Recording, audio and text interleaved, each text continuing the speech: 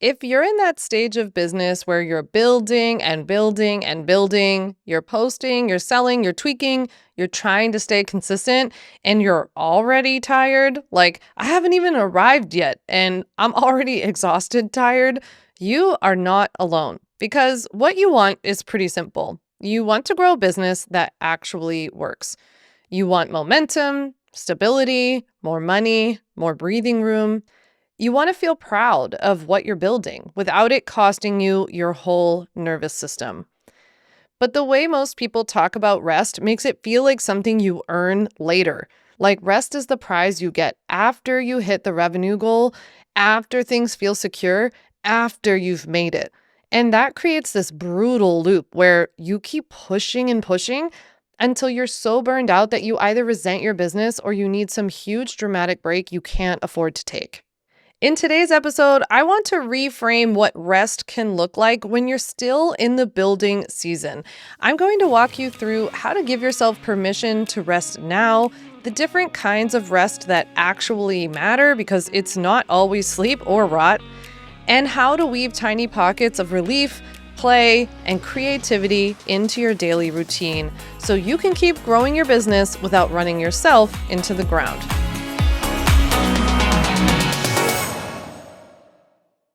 Welcome back to On Your Terms. I'm your host, Vander, and this is a podcast for online business owners who want to be as present in their lives as profitable in their businesses. And there is zero way to be profitable in your business if you're burnt out. So today's conversation is such an important one. Now, before we get into today's episode, I've got to pull the Tell Me More card of the week. And by the way, I want to hear from you if you want this because starting pretty soon, I'm going to cut it if I don't hear from you.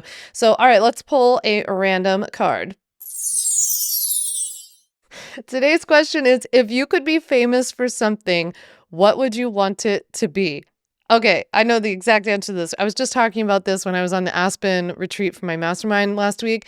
I want to figure out a way to get into the Olympics for some sport that's like an unknown, like people didn't see it coming, like something random. And we were talking about it. I was like, I'd be willing to move. I'll change my citizenship, like whatever I have to do. I just want to go to the Olympics. I think like in my mind, being an author and being an Olympian are just like the coolest things in the world. And apparently I've already checked off the author thing, but I really want to figure out a way to break into the Olympics. And you know what's so funny? You have to write me and tell me what sport you think I should try. But everybody at my mastermind was like, curling, like you should do curling. And I'm like, curling is not as easy. Curling is a sleeper, difficult sport, and people think it's easy. It is not. My husband is from northern Wisconsin. They have curling clubs everywhere. It is not easy. It is very difficult.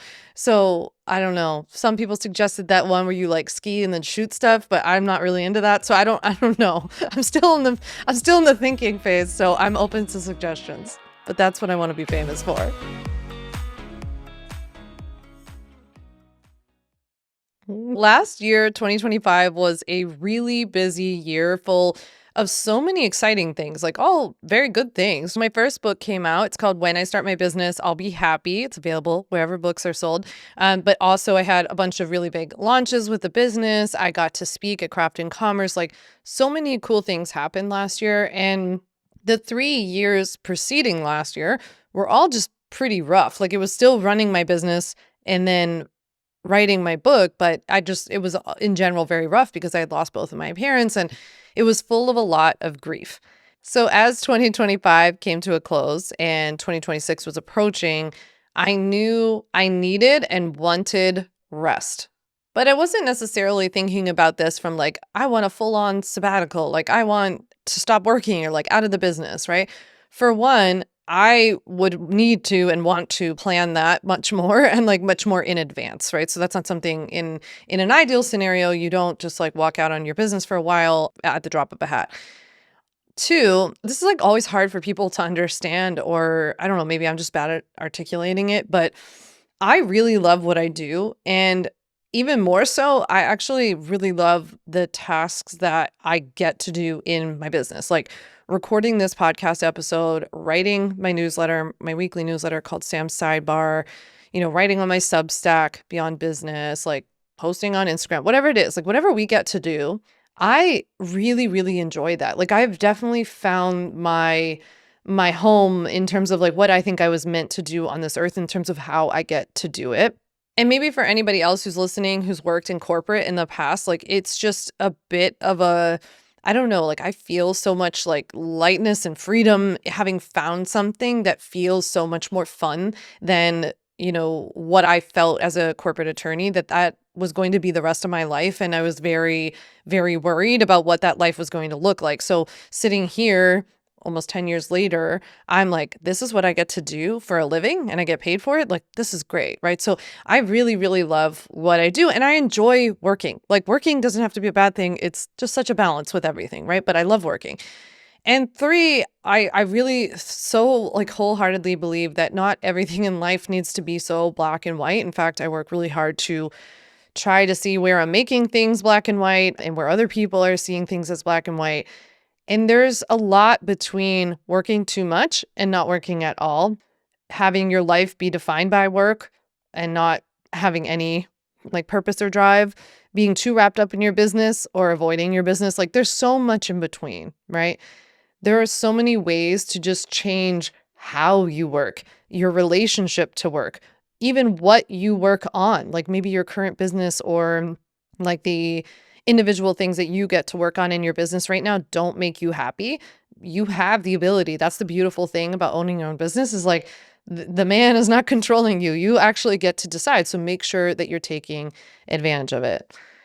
And the fourth thing and the fourth kind of reason that I wasn't like looking for sabbatical, like full on out of my business this year is that I've saved and saved and saved and saved. I've been very, very good about saving my business money, the business profits. We're very profitable every year. I save it, I stash it away, I don't spend it on anything.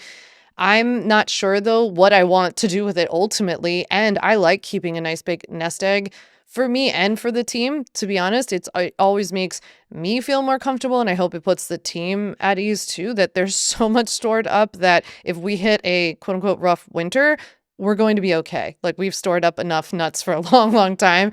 We're going to be okay. And it makes me feel better. It makes them feel better. It also gives us a lot of freedom and flexibility. And it allows me to maintain this like very open and curious mindset as an entrepreneur to be like, I have this idea. I want to run with this, or like, I want to try this thing with my next promo. And like, it's okay if that costs me some money and there's not a huge ROI on that. That's okay. I have saved up enough to be able to afford that.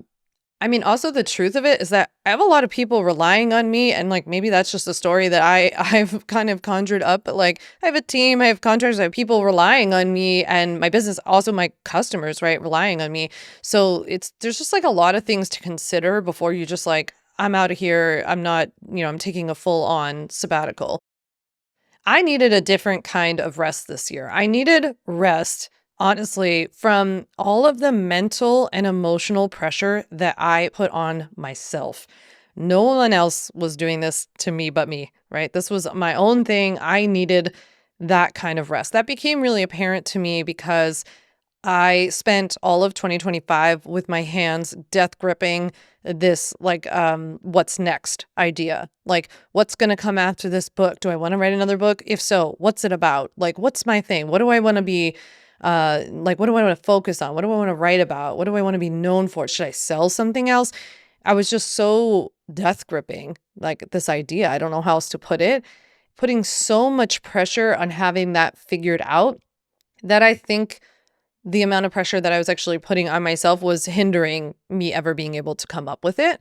And so it was just becoming more and more apparent as 2025 ended that I needed to like, something needed to give. I needed to like surrender. That was the word that I kind of kept coming back to, like loosening the grip, kind of visualizing that idea of just like letting it go. And as I started to do that, what I realized was the kind of rest that was really calling to me for this year is that I needed more play.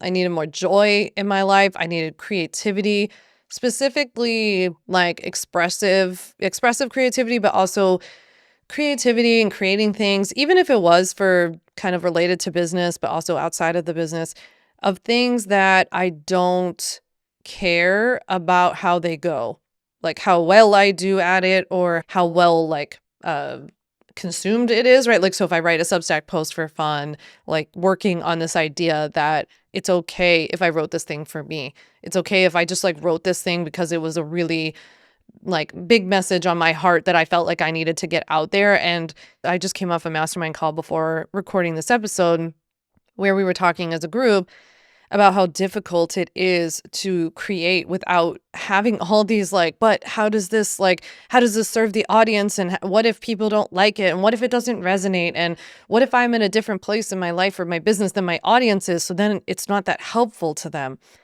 And everybody was just like, whoa, whoa, whoa, who are you creating for? Because right now in this exploration phase, you got to create for yourself. It's really, really important. So I'm kind of undoing and like untangling that mindset that I have developed as a business owner over this many years of the fact that everything has to be for performance. Everything has to be something that other people see. Everything has to be something other people like and that they find some use in it, right? I'm like addicted to being helpful and I don't see myself being valuable or worthy if I'm not helping other people. And so that's not a great thing for your creativity. And that was more of what I felt called to this year. It was like, that's what I want more of. Free creativity that's not tied to performance. Maybe other people don't see it. If it's something for public consumption, I don't care how it goes, that kind of stuff. So all of that led me to writing a post on my Substack. So I have a Substack called Beyond Business, which is where I write about building a life beyond business, building a life after you've built a multi-7-figure business and kind of lived a lot of your, at least career on social media and like what I'm doing offline. And I wrote this post there about what I was calling my entrepreneurial gap year, like how I was considering 2026 to be that. And it was so interesting because then people started writing me and they started saying like things like, oh, congrats on like the year off, or like, it's cool you're not working this year. And I was like, did I say something? Like, I was like, maybe the team created a post that then like gave that. I'm like, I don't know where everybody's getting this idea. And then somebody even DM'd me and they kind of, chided me, I think like in good fun, but they were, taking a dig per usual. And they were saying like, how's the whole thing going with rest? Like, it doesn't look like you're resting very much. And I think this was like on the heels of me saying I maybe was like sharing my workout or something, which I've done for a million years. So it's nothing new. And I thought like, oh, this is so interesting. First of all, it was just interesting off the bat because I was like, that to me, at least, is not what a gap year is. Like when you think about people who take a gap year, like I remember when I was in Israel, I met a bunch of Australian kids that were on their gap year because this is very, very common in Australia, which it's not, not as common here in the US, but they were on their gap year. And this gap year was just exploration. Like that's what I would call it. They were just traveling the world, meeting new people, like getting to see new cultures, having all these incredible experiences, kind of all without a purpose. Like they weren't like, I'm doing this so that I can do X. Like there wasn't an outcome, I guess, that they were wanting. The outcome was like, I wonder what will happen at the end of this year. Like, I wonder what my takeaway was. Like they were just doing it for the experience. And so for me, this is how I've always thought about gap year. Gap year is synonymous in my mind with exploration and experimentation and experiences. And so that's really how I meant it. So I don't know, I guess on the one hand, I was like, oh, that's interesting that also as entrepreneurs, sometimes we can be so like, oh, you're working or you're not working, right? It's like so black and white. The other thing that I thought was really interesting, especially when it came to like the dig about me not resting and how like I'm not resting because I'm still exercising or something like that, is that I learned this a long time ago, and I guess I didn't realize how impactful it was on me until some of these comments started rolling in. But this is the idea that rest comes in many forms. There are many, many different types of rest, all of which we're going to talk about today. And it might look differently for different people at different times, right? Like everybody needs a different kind of rest at a different time. And I think it's also an important part of the conversation because kind of tied in together with this like whole black and white, like you're either working or you're like completely on sabbatical thing. It's also this idea that you can integrate rest as part of growing your business. You don't have to be off work completely, out of your business completely, off of social media completely in order to integrate rest. I basically kind of did it last summer. Like I kind of do, again, I'm not a super black and white person. So like I did this a bit last summer where I was like, I'm kind of on sabbatical, but I took some important meetings. I recorded my content ahead of time. I batched, like, so things were still rolling out. I checked in with the team. So like I wasn't like a nobody contact me. I'm off for 3 months thing, which I also think could be great. Like that sounds wonderful. But that's also like the type that has worked for me, right? And so I just realized that this was worth a bigger conversation about how we can integrate rest so that we don't get to the point that we're so burnt out that you need to take months and years off your business, or you don't need to be like, I'm leaving social media only to return 3 months later, which is like typically what happens when people make these big announcements. I also, just being practical, I imagine that a lot of you listening aren't in a position in your life, maybe financially yet, or maybe like your business isn't like mature and set enough that you can just be like, peace out, my business will run on its own. You might not have a team, right? Which I'm so fortunate to be like, if I really did need to peace out, which I did when my parents died, like my team is so good and so like set in place that they were able to go and do what they needed to do. And literally nothing changed. The sales didn't change. Nothing changed. They really don't need me, honestly. So if they could clone me and get like an AI version of me, they would be fine. So I thought it'd be helpful for us to talk about three main things today. First of all, this idea around permission to rest at any time. Second is I want to go through all the different kinds of rest, and these are not ones that I just came up on my own. These are from the American Psychological Association. And then I also want to talk about how we need to be flexible with rest, because rest and the kind of rest we need changes during life's different seasons. First up, let's talk about permission to rest at any time. So I just first and foremost want to give you permission that you don't have to wait until your business is successful to integrate things like rest or play or fun or creativity for creativity's sake, or starting a Substack because you have like a Lego hobby on the side and it has nothing to do with your business and you just want to write about it. Like you can do any of these things before your business is a 6-figure business, a 7-figure. It doesn't have to have any figures after it. I think this is something really important to do along the way. This is not something that's on the other side of success. It's something that will actually contribute to your success. Like if I could get anything across to you today, it's that rest will be the thing that will contribute to your success in the long run. And once your business gets stable, once your business hits 6 figures, 7 figures, a bajillion figures, however many figures you want, I have bad news for you. I think it actually gets harder to rest. Like this idea that when you get to have a business my size or bigger than my size, that you're all of a sudden going to be blessed with rest. No, first of all, you have to build the skill of understanding how to rest. You will never get there if you're so burnt out. Like that's a really important thing, right? And also, you're always going to have more and more stuff. Like it would be easy for me now to be like, well, I've got all these people relying on me and like I haven't, posted on Instagram as much as I used to, and all like you start to create more stories as things go along about what's required and what you do, what you used to do, and letting certain things go. It gets harder and harder to delegate and let go of things.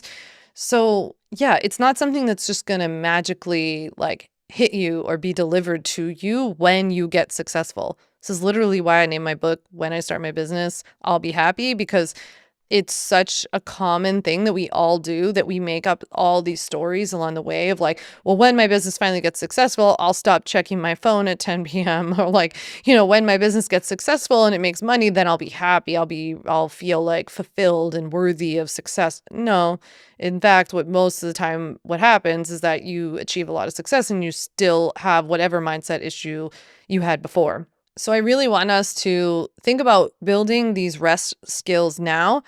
And I want us to start integrating rest with work, right? If you're in a position of building, great. These things can go together. They don't have to be one or the other.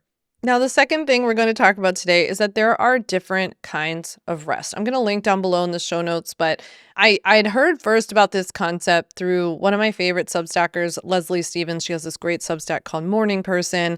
I can leave a link down to that below, and also to the specific article I'm talking about where she talked about rest. And Leslie was kind of the first person that opened my eyes to this idea about the kind of rest that she needed. She just went back to grad school and became a therapist. And so she was talking about like the different kinds of rest she needed. And then she was talking about how she accidentally mistook like resting with this idea that she had to be rotting essentially. Like, so she would say, I remember she wrote this post on Substack about how she felt like she needed rest. So she laid around on the couch and she binge watched Netflix and she's like, why don't I feel any better? Because she actually didn't need that kind of rest. But also, she would even talk about sometimes how she would do that. Like, she would quote unquote rot and lay on the couch or binge some series or whatever. And how she noticed that she was so uncomfortable, even with that kind of rest, that she'd pick up her phone or start reading a book or like start multitasking, right? So then, even in that rotting rest, she wasn't actually letting herself rest. So, this is sort of where my mind was started to be open to this idea, which then led me to a little bit of digging and looking at the American Psychological Association because I was like, is this concept of there being multiple kinds of rest an actual thing, or is this something like we're just, talking about? So it turns out it is. And there are many, many different kinds of rest. And one of the things I think in order for us to start off with, we have to talk about like, how do you actually slow down enough and get in touch with what kind of rest you really need? So I think over time, I've gotten faster with this where I'm like, oh, I feel it happening again. Like I'm doing the thing again where I'm booking myself too much or I'm not leaving myself enough time between things. So I feel rushed and hurried. Or I can tell like I get to the end of a day and I'm just so burnt out that I'm like, oh, I see that like when I have days like X, that's what ends up happening. Like I feel like this at night. So you get better over time, but I would encourage you now to really pause and check in with yourself and see really what's coming up for you. Like, does it feel like one of these types of rest is really calling out to you that we're going to talk about today?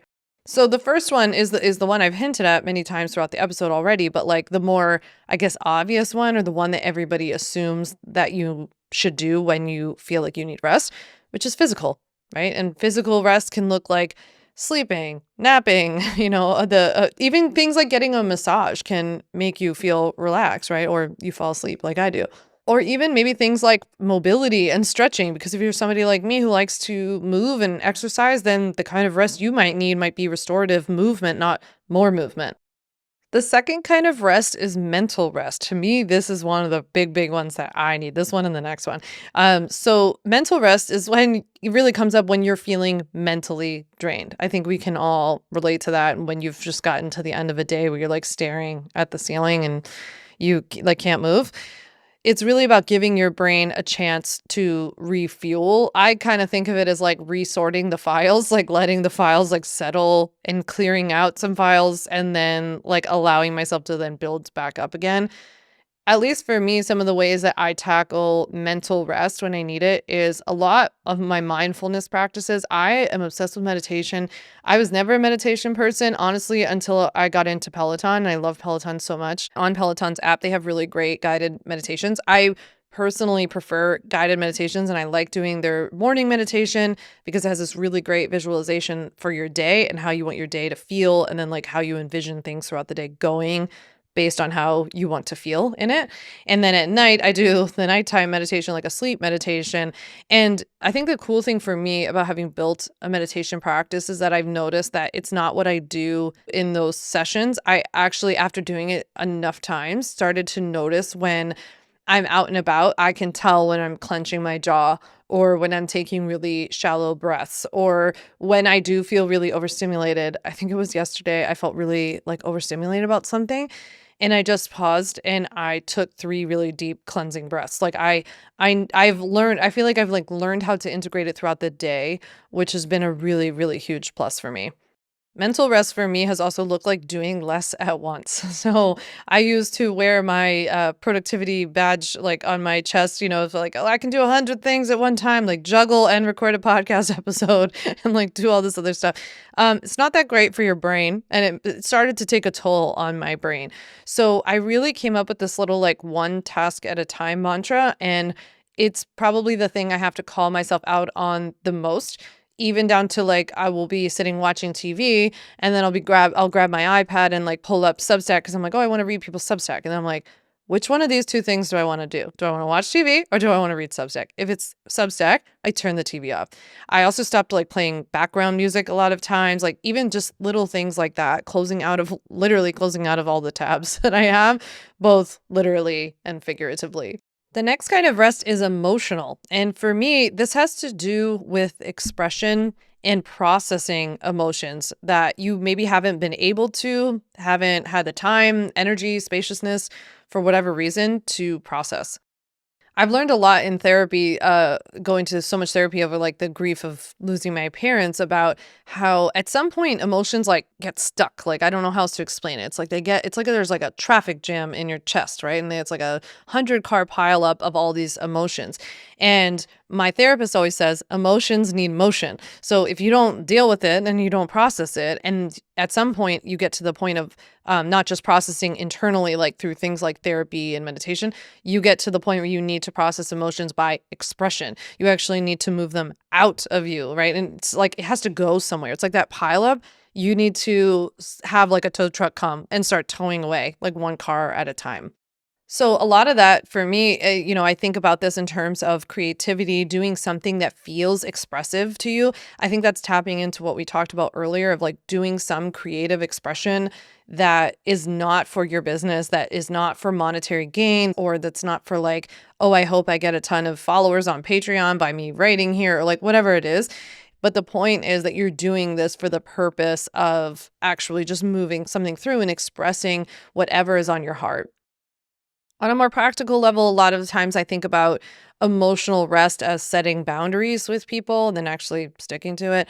Limiting time with people who maybe just don't make you feel that great or make you feel bad, and spending more time with people who fill you up. I think a lot of times we'll talk about like cutting people out who are toxic or something like that. I think it's even more important to talk about like who are you replacing it with? Like who are you actually spending your time with? Where is your community? How is that community supporting you or not? Is that a place in your life where you need rest in a sense that it's causing you a lot of angst, like the people you spend time with, and then you don't have people who make you feel restored?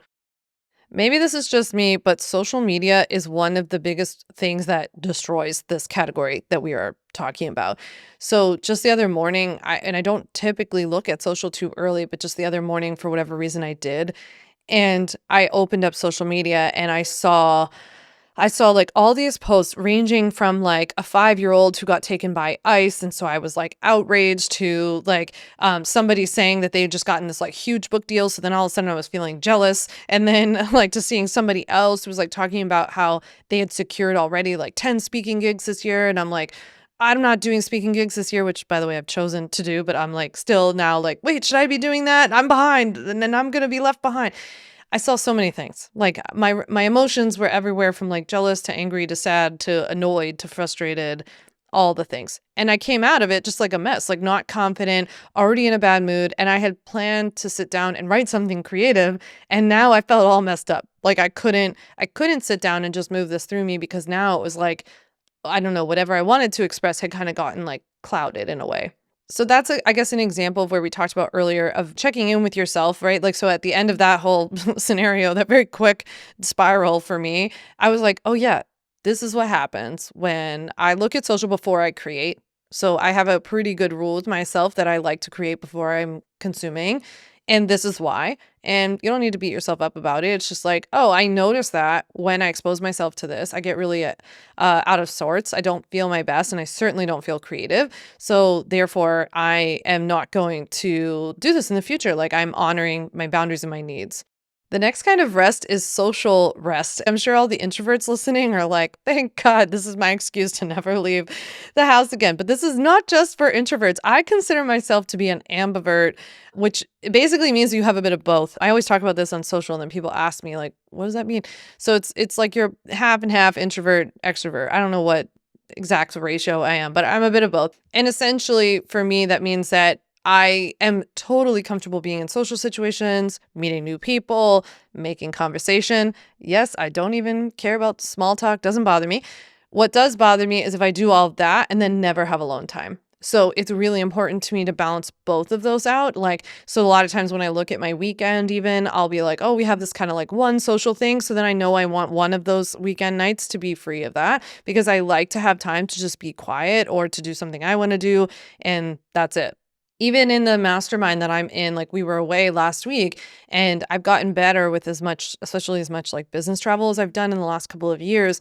that I will steal away and go be by myself. Even though the extrovert in me feels so much FOMO of like in our mastermind, everybody was sitting around the fire and like they had all pulled up these big chairs and it was just like so fun and they're the best people. And so I just wanted to sit and talk to them more. And I was like, I know if I don't take like 15 minutes to myself right now, we have a dinner scheduled after this. Like by the dinner, I'm going to be just staring into the barbecue. So I went and took 15 minutes, kind of reset, and went from there. The next kind of rest is sensory rest, which I can't tell you how much I have come to need sensory rest. I don't know what has happened to me, but I get like Porky Pig, I get like very overstimulated by a lot of noise, about a lot of like, yeah, just like a lot of sound or a lot of social interaction. Like I just get so much more easily overwhelmed in those scenarios. And I definitely notice this a lot with social. The world is so loud. And social media, oh my God, to me, it just feels like someone's taking a dial on a boombox and just like going all the way up. It's so much. And you have to remember with what we all do, we are taking in more of this than probably the average person.